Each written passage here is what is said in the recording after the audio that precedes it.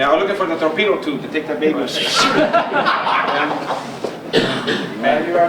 I'm ready? You're good. All right, paint defect class. This to me is the bread and butter of auto detailing. You know, I mean, if I put up here how to clean snot off of seats, there wouldn't be a packed class, right? But paint defect is what got most of us into polishing cars. First time I ever used PowerPoint, so this is great. Watch this. You push this button, bam! Shine it like you mean it. My name is Jose. Everybody calls me Joe Fernandez. I'm the owner of Superior Shine Auto Detailing. I'm based out of Los Angeles, California. I started, officially in 1989, detailing. And I've been blessed to detail some of the world's greatest vehicles. We've done Bugattis, all the exotics we do, more exotics, classic cars. That's where my heart is, in the classic cars. We can get $1 million cars, and they're very cool, but the classics are what's really, turns me on. Probably because I'm closer to affording one of those than I am one of these. There's an Enzo we did recently, more classics. I detail for a place, it's the largest restoration company for 55, 57 Thunderbirds. And I think I may break in the record for polishing most of those, because I've detailed for them for 20 years and I do like 10 cars a year. So it's got to be. Yes? Question. Do you have an hourly rate or flat rate for the car? Flat rate. I looked at the car, I diagnosed it, and I hit them with a price. Let's see here, what else? Well, up until recently, I was official detailer for Bugatti. I haven't touched one of their cars in about a year, so I don't know if I still am or not. And we corporate jets, I'm a fanatic with World War II vintage aircraft, and we get a couple of them to do. Okay, defect. A shortcoming, a fault, or an imperfection. That's perfect. That's how I would describe something gnarly in the paint. It's anything that detracts from a beautiful paint job. I mean, I'm talking about anything. It could be below surface or under the surface. That's my next thing. That would look like defects to me. This is off a beautiful 60, well, it was beautiful after I did it, but it was a 67 Chevy El Camino. And it had dual overcam head. I mean, the dual cam heads on a small block Chevy. It was all tricked out. Guy spent like 40 grand on this engine. It was an engineering marvel. And then that's his paint. And when you look at this paint, what you saw, I don't need any more pressure. It's bad enough I got Larry, and I got Randy in here, and I got now Mike, and Jace, buddy. You're no pressure whatsoever. I taught you everything you know. All right, so this beautiful car, this marvel engineering. He had overdrive on the transmission, all the stuff, and that's his paint. And what do you see right away in this paint? I know you know because you talk to us. No, I'm just kidding. All right, you see random isolated scratches. We see swirls. It's kind of hazy. So, and these are at car shows. I'm convinced that a lot of guys at these car shows just love that. They just love it. You see them in the morning and go, I got no swirls. So we negotiated the deal. I told him, you're completely not cool with that kind of paint. And boom, that's what it looks like after hours and hours of paint correction. This one here was about maybe 18 hours of just massaging the paint. That's all. So that's why we're here. That's why we need to identify the paint defects so we can know how to get from here to there. You agree with that? Yes. Any questions so far? Great. Yeah, I didn't catch me at the end. Hey, wait a minute, that's supposed to be Oh, that's right, when we saved this, I wasn't going to do that. Okay, why do we correct paint? Oh, and by the way, it's Ronald Reagan's limousine. I had the pleasure of detailing that with Jason Rose, Kevin Brown, and one of my employees. It was just all beat up. It was in a museum, just like the 67 El Camino I told you about. They spent all this time and money on it, and it was beat. And this is Ronald Reagan's, and I love Ronald Reagan, personally love him, and that's his limo, and it was just beat. We said, wait a minute, we can't have that. So we took care of that for him. Very expensive cars, they gotta have all that performance, all that money, and how they drive. The paint's gotta match the car. Okay, so that's why we do it. So why do we correct paint? Well, for appearance. That's the number one reason why we correct paint. We want it to look good. Resale value. I think paint correcting and paint polishing came about out of the used car industry. Somebody turned in their car, and we polish it up and take out the scratches stuff so we can sell it for a bunch of money for our top. Enjoyment. I don't know about you, but I have an older car, and it runs better when it's washed and waxed. I'll tell you right now. I have no idea how that works. You know what I mean? When it's not running good, you wash it, put wax on it, I think it runs, it's just beautiful. So for enjoyment. It's faster too. It's faster too, yeah. Preserve the integrity of the finish. Now what does that mean? That means if you have a defect, you have something in the paint, and you neglect it, it can get worse. You know, it can spread, it can just get bigger, and then now you have to repaint the car. So if you have some kind of defect that you can catch early, and you fix it up, you can preserve the integrity of the paint. Now, how many detailers we got here? Professional detailers that get money. Is that it? Oh, I got a couple? I have about half and half, right? Well, why do we care about paint defects? Boom, we got 1, 2, 3, 4, 5, 6 reasons I can see right here. Dinero. Dinero, that's it. Yeah, plata, billetes, I go out. Well, we got to know what we're doing. We got to identify the defect. We got to figure out, you know, what it is quickly, and we got to know what to use and take care of it. You know, I'm Cuban, and I come out in my early days like Tony Montana on the scratch, and hey, that's a piece of scratch, no problem for me, you know. Let me come say hello to my little friend, you know how it is, and rub on it. And if you know what you're doing, nothing is happening. It starts looking embarrassing, you know. And you look at the scratch and go, oh, you're a tough guy, huh? You won't come out, and you're there, and you're just faking it, and you're about ready to cry. So, you know, you got to know what you're doing. So you know the right products. I think that's on there. Oh, that's my number 1 reason. They get chicks. That's why. That's why I got into the business. How's that working for you? Yeah, well. Now, when you get if you pay attention to what I'm gonna tell you, you're gonna get your car perfect. You're gonna get chicks, and you put them in the car. You're gonna go to the 10 Mike Phillips interior detailing class because that's a mess. That's a whole Or nother story. Jason Rose interior classes. Oh, that's right, Jason Rose interior. So you get chicks. All right. Diagnosis. Proper diagnosis. Now see, when I did my PowerPoint, these were supposed to come in one by one. I didn't do something right. You know, your job is to go like this. Proper diagnosis is very, very important, right? So we don't waste time. If you have something there on your paint and you're just throwing anything at it, you're just wasting time. And the guys that are in it for business, we can't afford to do that. Time is money. Time is money. We got to get into it and find out what it is and handle it. When we properly diagnose it, we determine the appropriate products. You know, you guys who do it yourselfers, you can't. Well, most of you guys don't. Well, Autogeeks do, but most people don't have every single product that these guys sell. You know, and just throw a ton of stuff at it. You want to look at the defect, determine what it is, and you want to be able to select the appropriate product to address that. Use the correct procedure. There's different ways we can tackle various paint defects. We can use sandpaper, we can use wool pads and compound, we can use polish, we can use razor blades, we can use, you know, use other things. So you want to know what you're working with so you can use the proper procedure.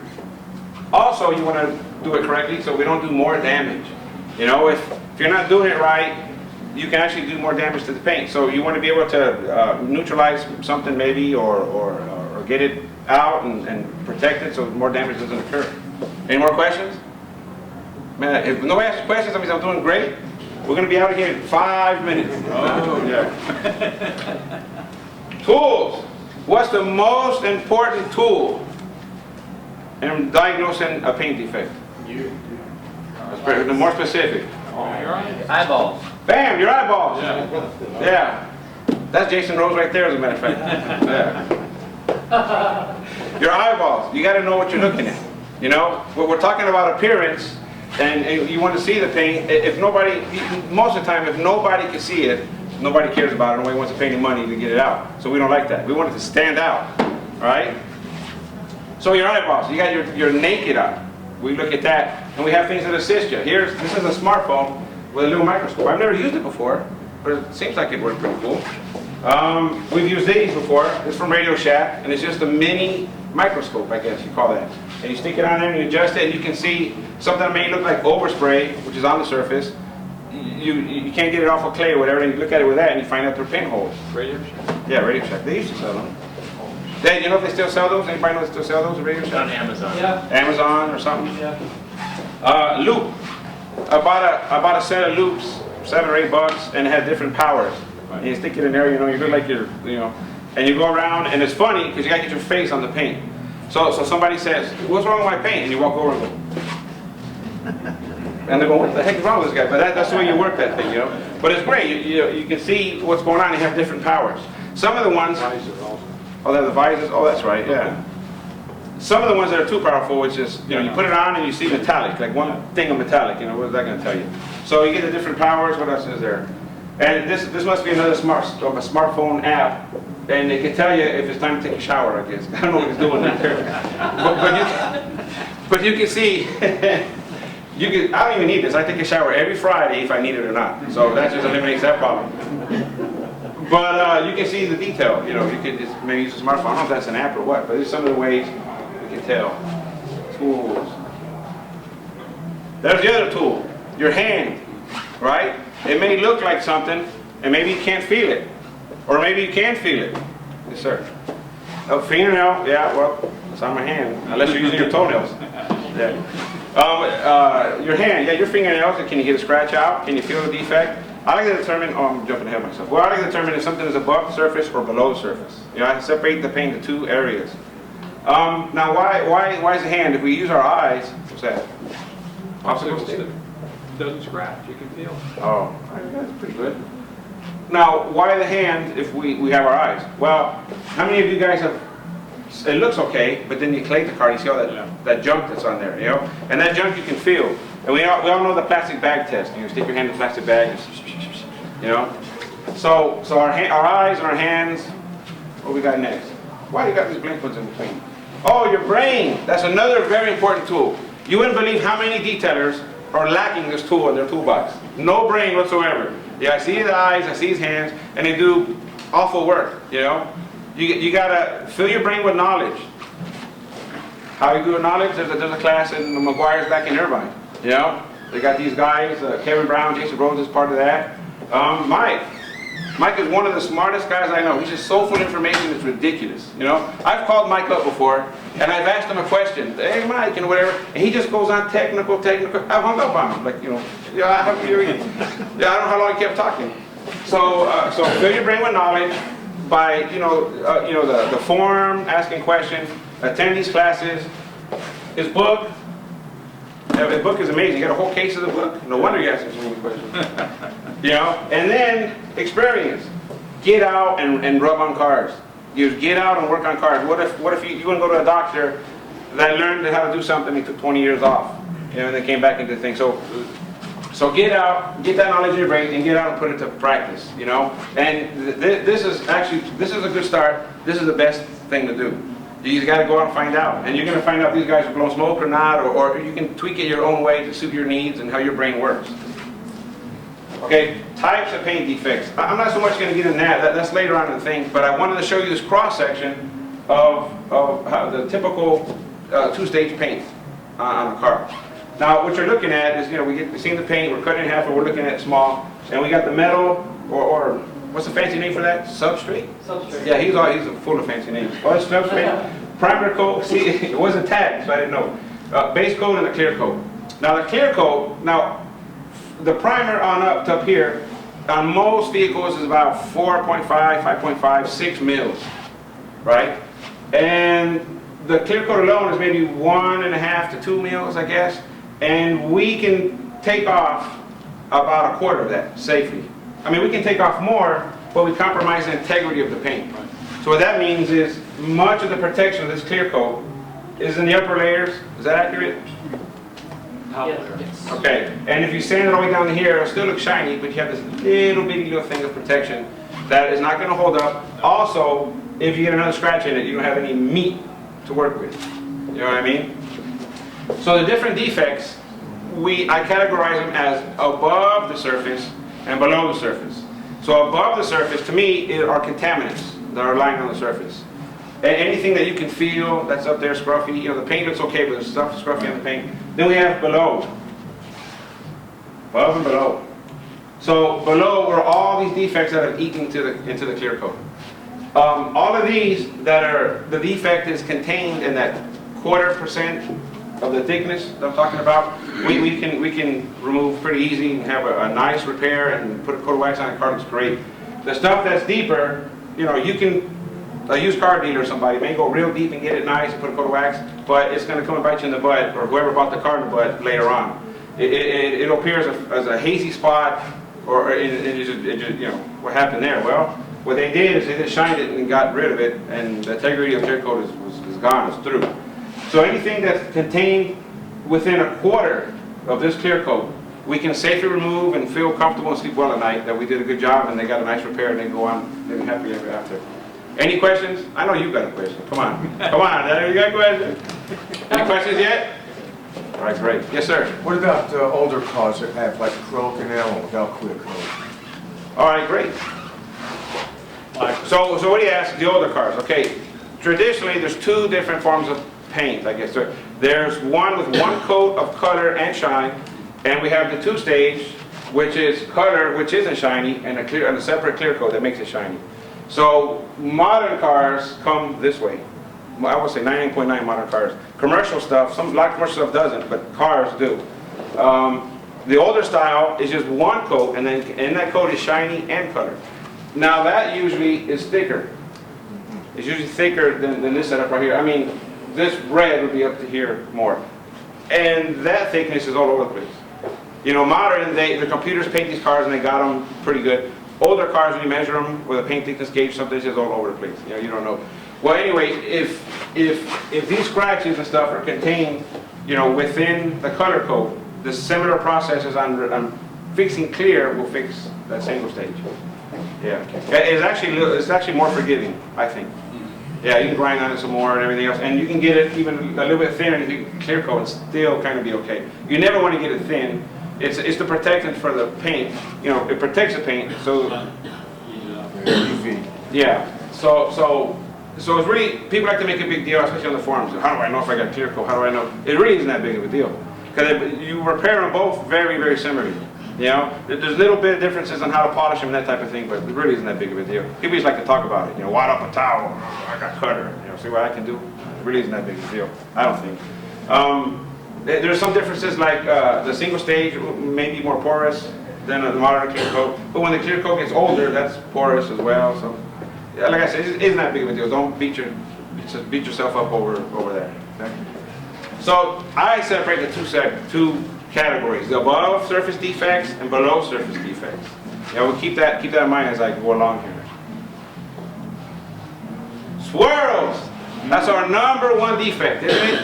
Yes. We all love swirls. At least I love swirls. When somebody brings me a car and it's an expensive car and it has swirls, I do my happy dance. I just head dance around. I go, you can tell me how much it costs? Or hang on a second.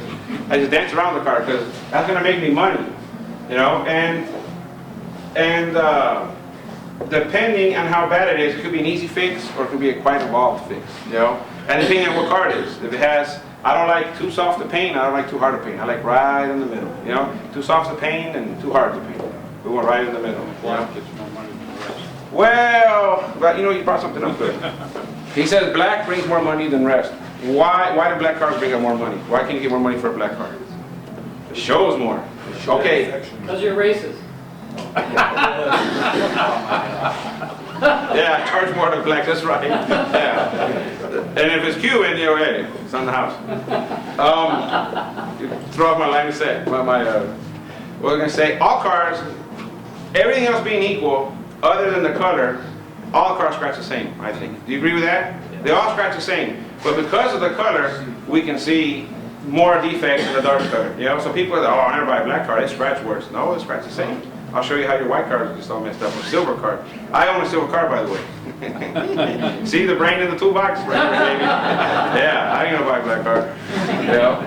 When I get done doing the black car, I do the last wipe and wax, and I go like this, real quiet. I'll wait for it. I don't want to see you.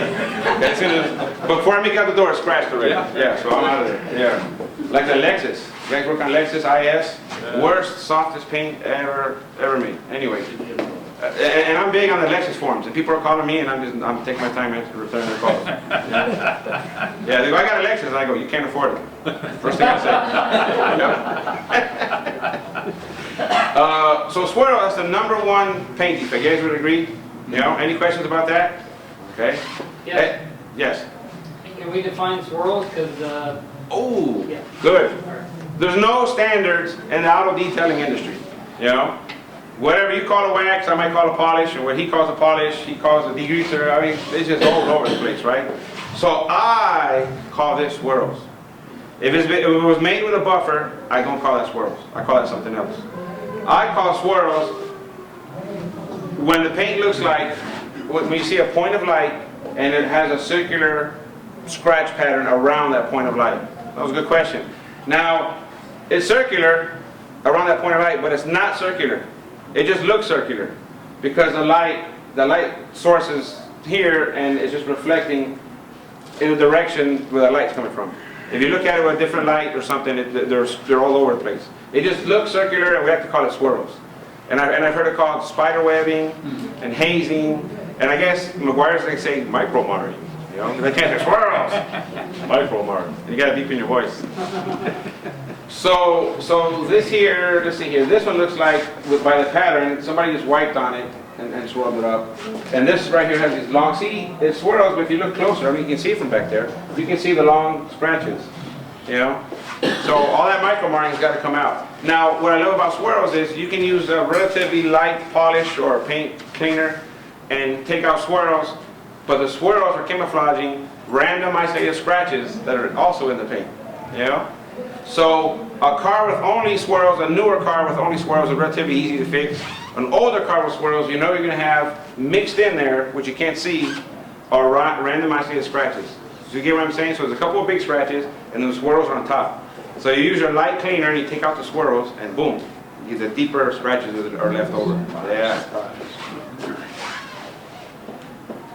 Scratches. So that brings me up to the next thing. Scratches. That's got to be the next #1 paint defect on a car. You guys who do it for a living agree with me? Yeah. First swirls, and then there's the scratches.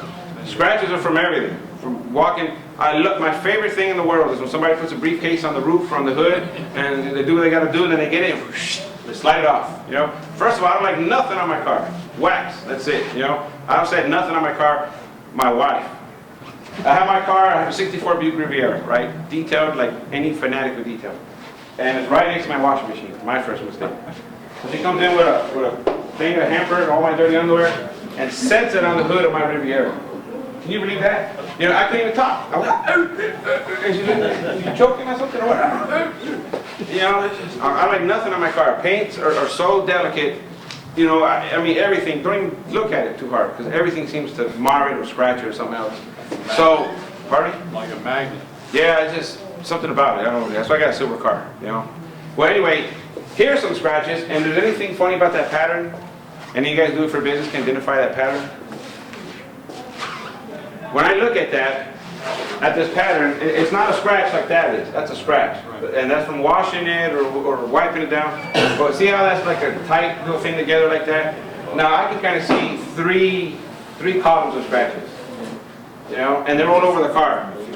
Yeah, from a dog. Dog jumped on it. $600,000 car, had 100 miles on it, and he's in his garage, and his dog would jump on the car. I guess that's what it was for. And the cat would sleep on it. It was a big cat bed. My phone was down. And here's more, same car. This was an Aventador, $600,000 Aventador, just B. And everybody kept, I gave him a prize, right? Okay, what did we charge for that? I forgot, like $1,500 I think.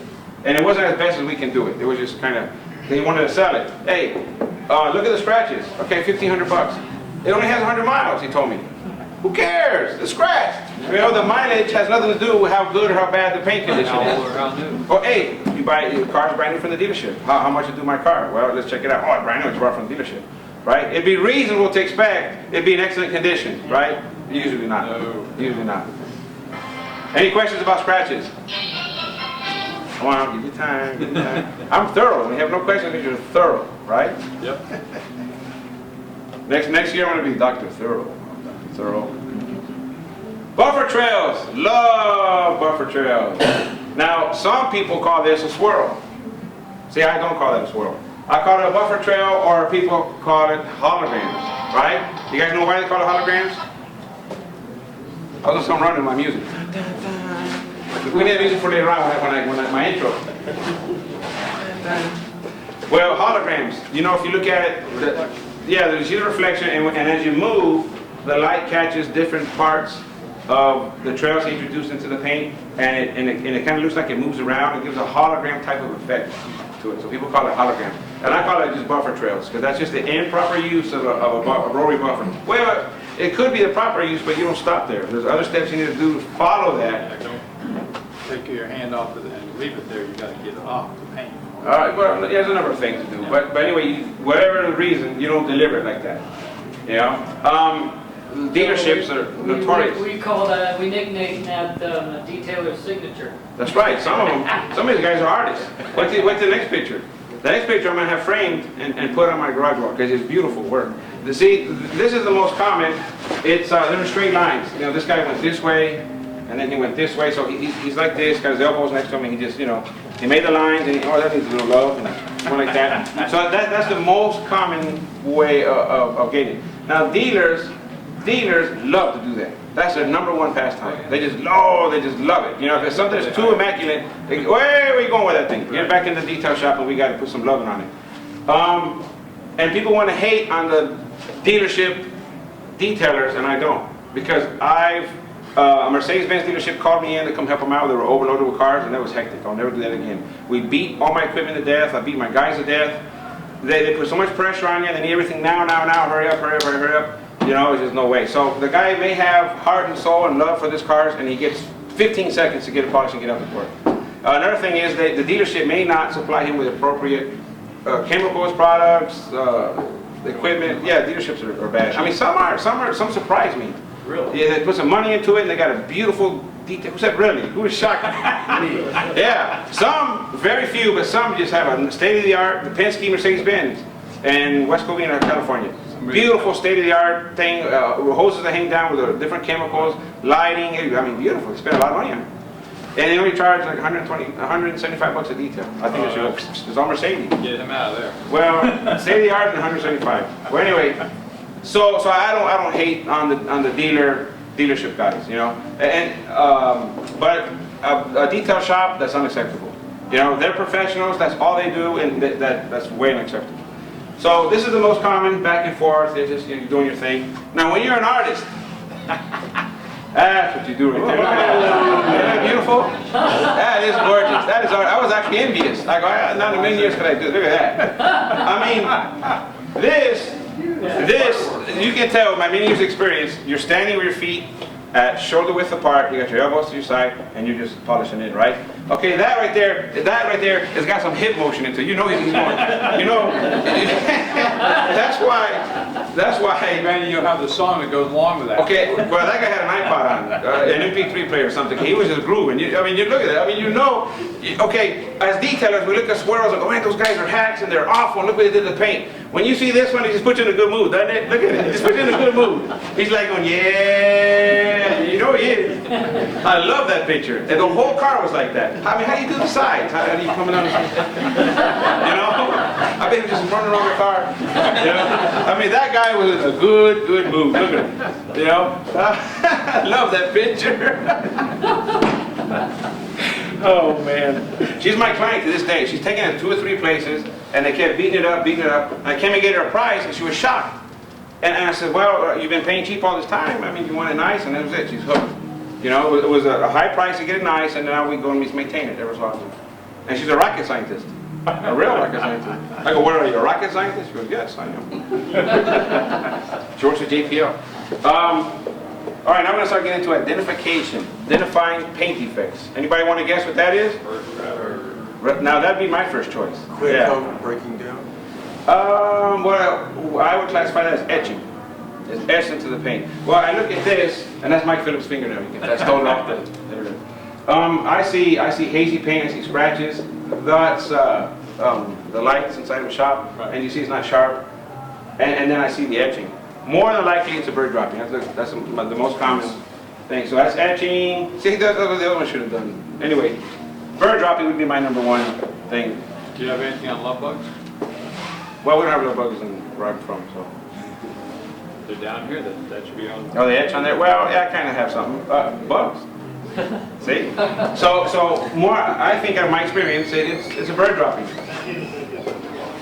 Good morning. Hey, how you doing? Don't worry about us, we're just hanging out. Now, this is Mickey Mouse, and this is just before Magic Mountain. And, It's not me, that's the Mickey. Okay, a bug could maybe make something similar look like that, you know? Or tree sap. Tree sap falls on cars and they can etch the paint. Chemicals. I've seen weird chemicals. I've seen people drive through things and chemical or stuff drip on cars in a parking garage. So, but what's the most important thing to know about that? It's in some form of an etching. You know, it doesn't look very deep. You know, maybe a correction for it would be you can sand it with a fine sandpaper. You could rotary it. Maybe you polish out with a DA. Depends on how soft the paint is, how hard the paint is, how much you charged. You know.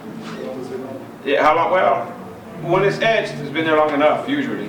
You know, if it's been a chemical or something funky in there, sometimes you got to neutralize it. You know, there's different soaps and washes out there where you wash it first and then repair it. I've repaired water spots and stuff, and they've come back. You know, and there's three-step neutralizing things and different ways to wash cars. Any questions about that? You guys are no fun at all. Nothing. All right, good. Now there's another form of etching. Where do you think that's from? Brake fluid? I think brake fluid would remove the paint, Yeah. would damage the paint. So So yeah, it up and wouldn't just off. etch it unless it was real light and took it off kind of right away. But who in the heck knows? I don't know. But it could be acid rain. It could be a bug dropping. A bug dropping could maybe do something like that. You know, bug dropping is more of a spam, you know, a hit. That's gonna hit, you know. But one thing important to remember is some form of etching. You can also see there's a neon light there, and look how hazy that is. So that will tell me the paint's severely neglected or it's a cheap repaint. And on top of that, you got an etching. How will we repair that? I love Autogeek sticker right on that bad boy, right? Bam! Nobody ever see it, huh? Huh? And I love Autogeek stickers. I got them out there for $1. Yeah, if your car's messed up, buy a couple of them. That's what you do when you can't figure it out. You're rubbing on his hand and bam, sticker. McGuire sticker works. Band-Aid? Yeah, Band-Aid works. You know, tears sometimes. What's all these tears on here? I couldn't get it out. Well, it's some form of etching, chemical etching, acid rain etching, something that sat on the paint and ate at it. And then that texture shows me that's been repainted. And my experience, repaints aren't nearly as durable as factory paint. Yeah, I'd rather live with a factory paint with a small defect than the dealer says, oh, well, we will repaint it, don't worry. No, just leave that little small defect and live with a factory cured paint. All right, tree sap etching. This guy was a brand new M5. And this guy's a fanatic with his cars. Spends a lot of money on us to make his cars nice. He has a magnolia tree. You know, and beautiful tree, but it leaves these, I already cleaned it off here, but it's a golden brownish deposit from these trees. And he has other cars with clear bra, and it damages the clear bra. Wow. Yes. What? 10 minutes. For what? I get an hour. Until you get the hook. What hook? Got me lost. If you're gonna interrupt, hey, make it funny. All right. And I put a piece of tape to mark each defect. You know, so if there were one, well, I'm going by what it looks like there and by the pattern. You know, by how it's on there. And it wasn't on the sides and it wasn't on the roof. It was just like that. That's all it was. You know, so we determined he parks under a tree and it drops his tree sap, and it was under there a day or two, and it dropped on the car and ate right through it. So it was a brand new car, and it had a lightly cutter sand all those marks to get it out. You know, that's challenging because you don't want to have divots. You know, there's a certain way where you sand the defect, and then you kind of sand everything and you even everything out. But he has a brand new car, and he already has less clear coat on it. So then I upsold them on one of the paint coatings that are popular. You know, but isn't that a shame? How it just ate that quick? I mean. So what's next here? Hard water spots. Oh, that's my favorite. I love hard water spots. Especially down here.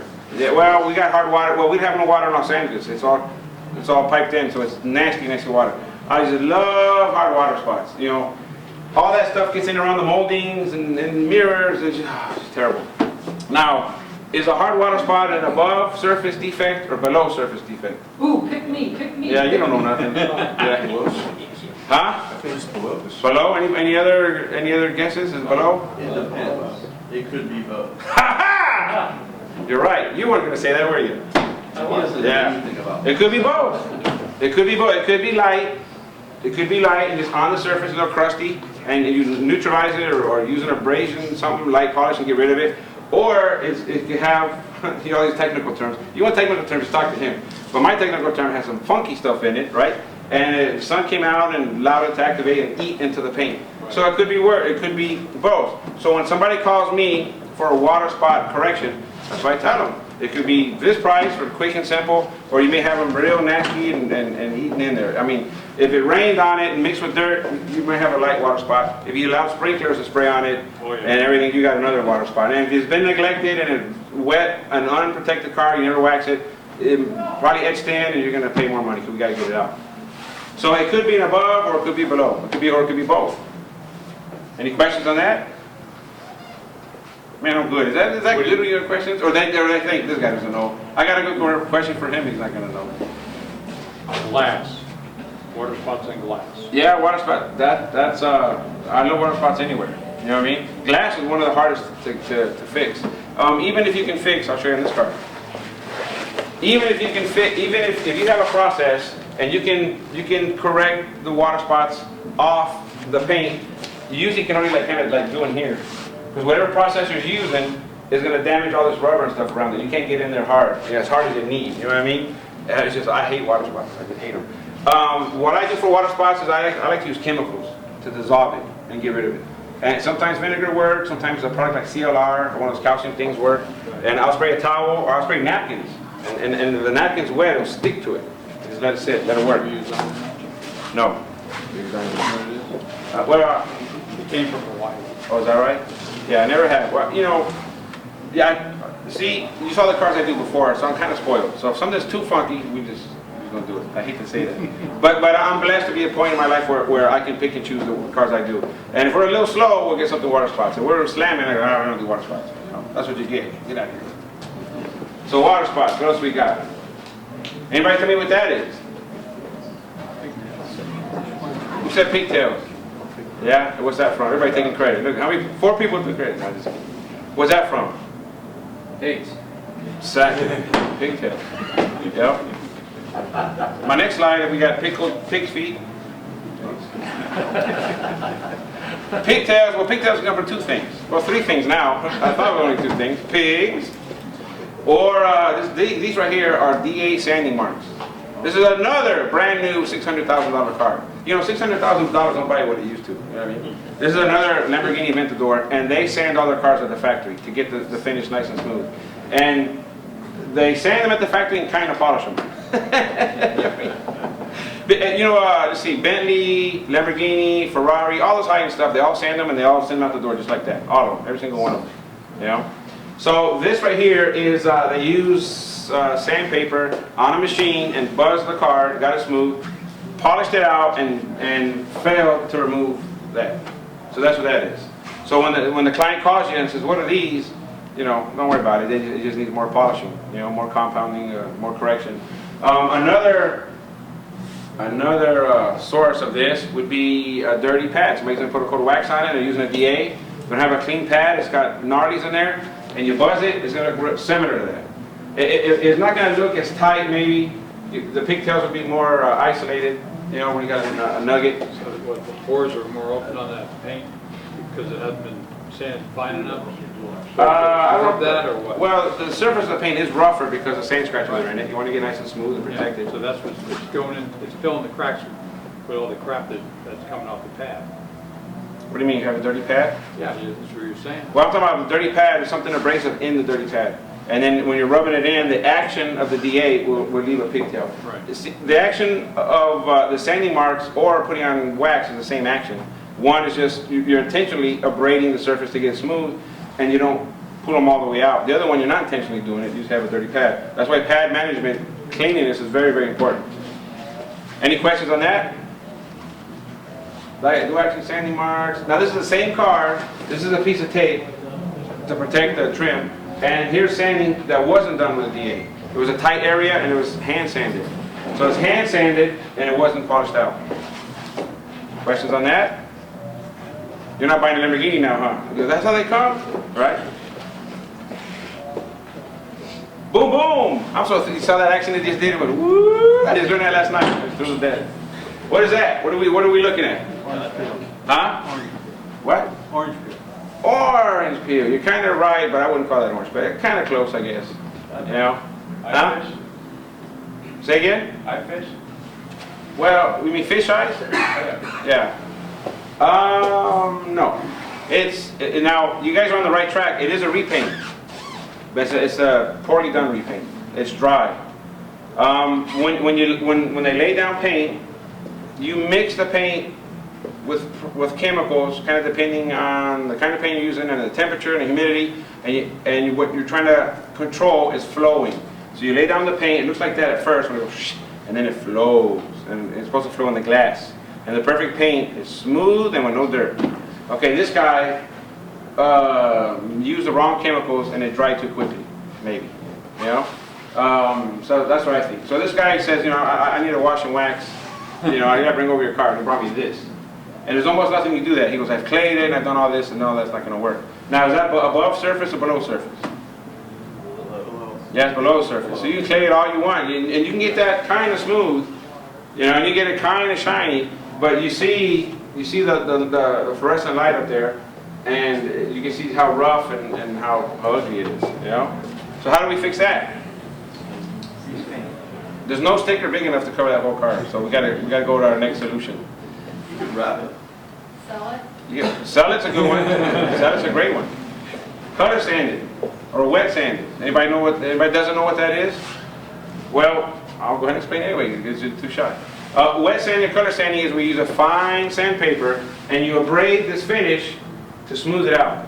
You want to get rid of this rough texture. So you abrade the finish, you get it nice and smooth, and then when you polish it out, ta-da! Look at that. This guy was shocked. He got that for free, by the way. He was a young kid. He was helping his mom out. He was this and that, and you know, and he's a car guy. He's a young guy. He doesn't have a lot of money. He's a car guy. And we went and we had a slow day, and we just knocked it out for him.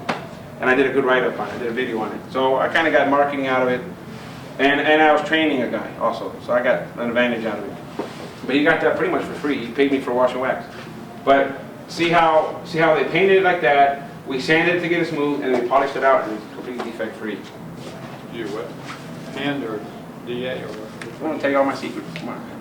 That's next class. Joe's Secrets. And that one ain't a free class like this one. I'll be here. That's right. That one you're going to pay. Well, how much is it? You can't afford it. I do both. These wide open spaces, I buzz it with a DA. Yeah. And to get around body line stuff, I do it by hand. Yeah. What grit did you use? Huh? What Pardon me? grit? What grit? Secrets, remember? I know you got it too. I forget. Let me see. Something like this, I probably went 1,000 grit. You know, start off with the rough stuff first. You know, and I'm not the kind of guy that goes, you know, 1,000, 1,200, 1,500, 2,000, 2,500. I don't do that. Depending on the paint, I sand it once and polish it, come out if it's soft. Maybe I'll go a second time with something else. So 1,000 to 2,000 maybe. So I'm pretty sure we sanded this with 1,000 and you can teach a whole class on how to do this. Not an hour-long class. Well, days you can teach you how to do this. One day I'm going to show you. All right. All right, so my second favorite to water spots, paint overspray. Oh, I love paint overspray. You can tell when I get a paint overspray. Ring, ring, ring. Hello? Yes! You know, paint overspray job. Oh, I hate paint overspray. Do I hate it as much as water spots? That's hard to tell. I don't know, I hate them. Oh man, I hate them. They're just not rewarding. They're tough, they get paint out of everywhere. Now how do we fix that? Sell it. Who said that? Sell a car. No. You want to get that paint off of there. There's guys that use razor blades. I've tried with a razor blade. And I took out one speck and threw the razor blade away. I can't do that. So I seen guys use razor blade. I seen guys put a coat of wax on it, paste wax, and razor blade. And they do it. I can't do that. I just can't do it. I'm sorry. Clay, we have the auto scrubbers, we have all this type of stuff, but like I said, I'm blessed to be in a position where I can pick and choose, and we don't choose these.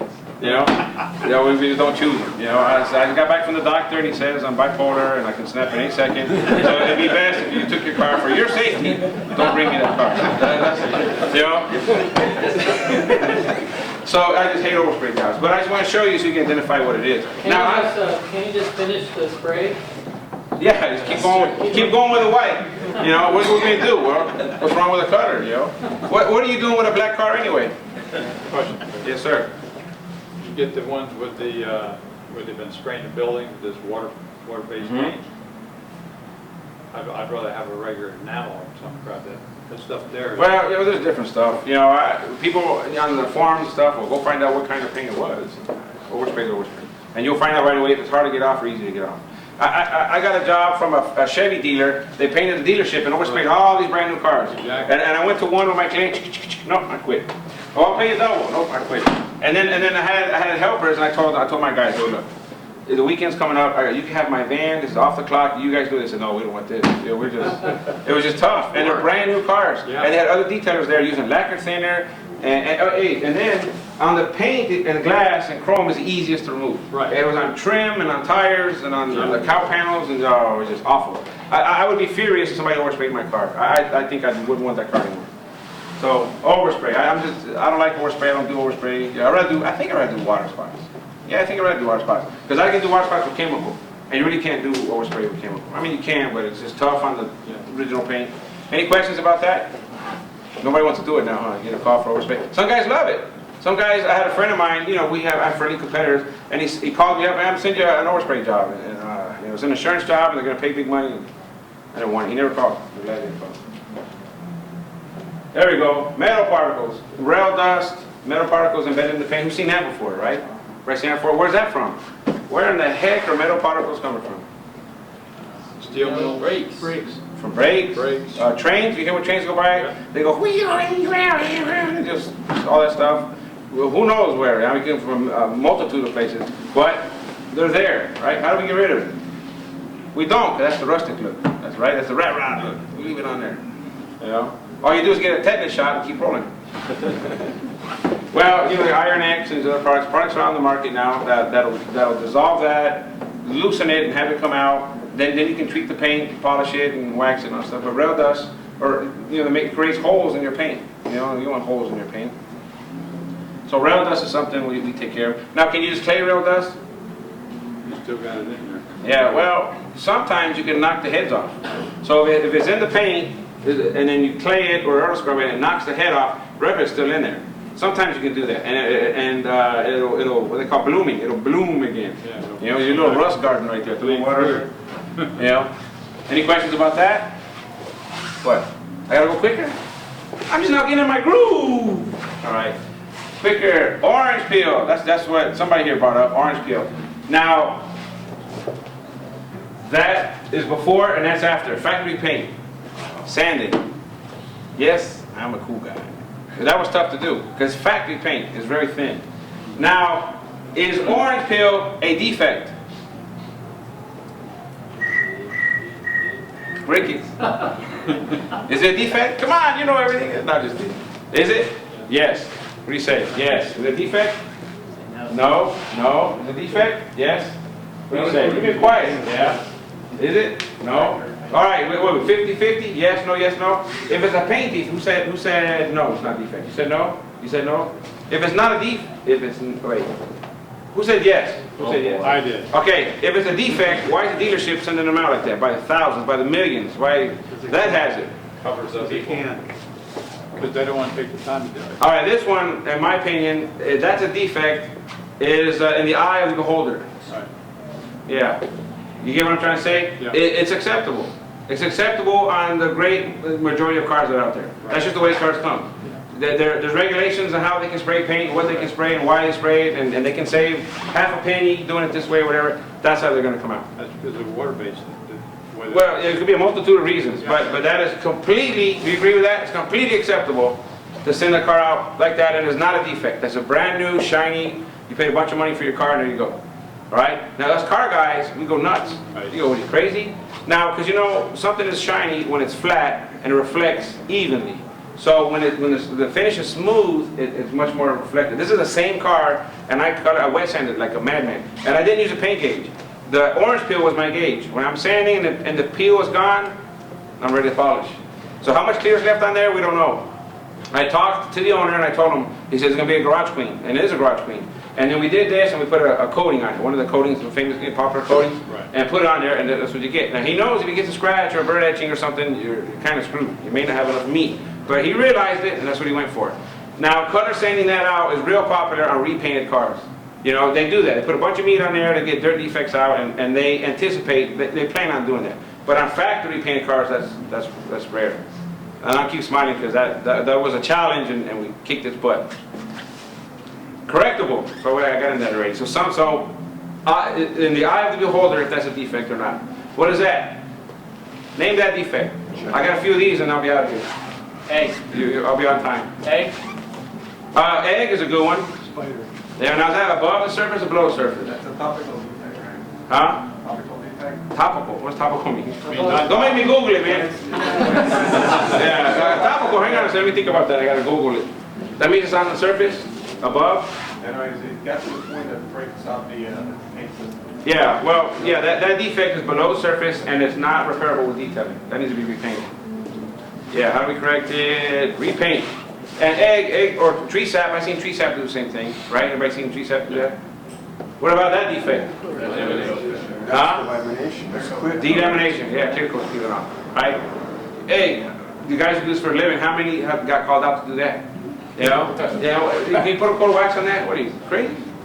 You know, that's why I have people send me a picture. Put that color wax in it. Yeah, I put the color wax in it. Yeah, you guys need to come out with your color wax. Zero wax paint. Clear coat fair delamination. That's like the two paints we talked about, the color and the clear. That's the clear flaking off. Is there any way to stop it once it starts? Nope. I don't think so. I think it's porous and the UVs are getting down to the color coat and it's coming off. Yep. Nah, no. Respray. What about that? What are we looking at there? Come on. Come on, you win. All right, guy, you get your wins a flex polisher. Come on now, huh? Yeah. Also, everybody knows. Well, this is what I see. I see there was something here. There was tree sap or bird dropping or something, and somebody goes, "I'm gonna get that off," and they got a towel and they went. I mean, that is so SOS common. pad, maybe. Huh? SOS pad. Or something. Oh man, I seen that before. Man, I got a call on a Honda Civic, and he says my mom washed her car with a soap dishwash and used the green side. Oh. And the whole entire car was covered. How come she didn't do one spot and go, "Oh man, it scratches"? She did a spot and goes, "Oh, that looks nice," and just kept going. You know? She went, "Oh, that looks beautiful. How come they don't come that way?" Is it still talking? Well, so this doesn't look very deep, and it's correctable with a regular compound and polish. Let's say. What about that defect? I already taught you guys about that. So, huh? Hey, but from what? What kind of haze? Huh? Yeah, DA haze. Remember the red Aventador? There's a Porsche Carrera GT. Same thing. They sand the finish at the factory so it's nice and smooth, so we don't have the orange peel that the blue car had. And I guess when the boss says, "Color sand that car so we can get out of here," the color sanded it and got it out of here. What about polishing it? You know? I mean, and it's a $600,000 car, and that's how they come. You do load $600,000 cars. Oh, that's right. I do. Yeah. You know, I talk with detailers, and like I said, it's a blessing. You know, I don't take a credit for it, it's a blessing. And I talk to detailers and says, "Joe, why don't you do any minivans? You can make money on minivans." And I said, "But Ferrari doesn't make a minivan." Or I would. You know what? I got YouTube videos, and I got all the world's best, nicest cars, right? I got Pebble Beach winners, and I got like 1,000, 2,000 views, each video, right? All right, don't say nothing about views. Anyway, then I got a minivan. It's got like 80,000 views on a beat-up minivan. Well, you guys are nuts. You know? Anyway, so that's DA haze and just regular compounding and polishing to get that out. Okay? What about that defect? Worcester. Huh? Worcester. All right. Where's that from? Yeah. Right. Oh, never. In California, this would have went great. We would have went, "I don't know what that is." Here in Florida, I'm from Florida, so yeah, we know what that is. Yeah, that's rust. But I bring it up because there's things on the paint that people, that to us, we look at it and go, you know, "No, I can't fix that," but people just don't know. And they go, "I know, I'm going to call a detailer and have that fixed." You can't fix it. Ta-da! We're done. That concludes my class.